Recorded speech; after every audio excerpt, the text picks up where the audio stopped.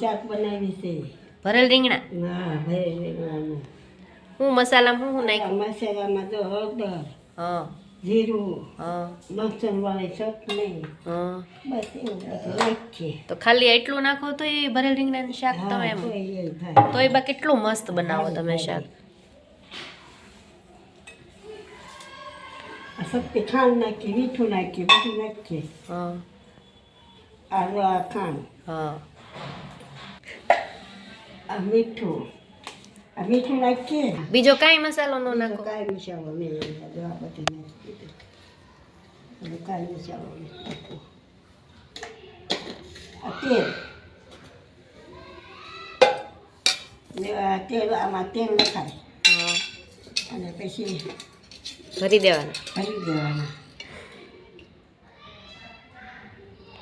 જો અડધું પાવડું તેલ નાખીએ, મસાલો બધો ચટણી, મીઠું, હળદર ને બધું ભેગું કરીએ ને આને બધું ભરી દેવાનું રીંગણામાં. પછી બનાવવાનું આમ કરીને આમ ભરી અને આ કુકરમાં નાખવાના. હા કુકરમાં બનાવો. હા એટલે આમ ભરવાના બધા.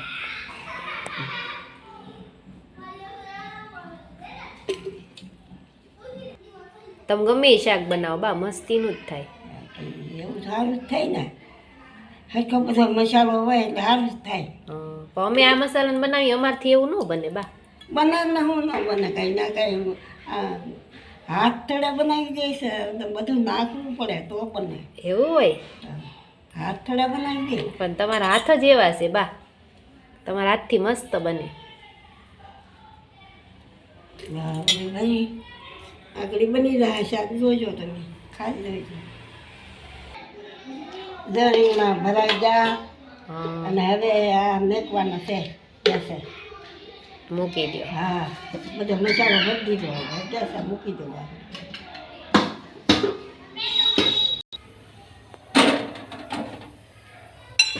મૂકી દીધું ચડવા?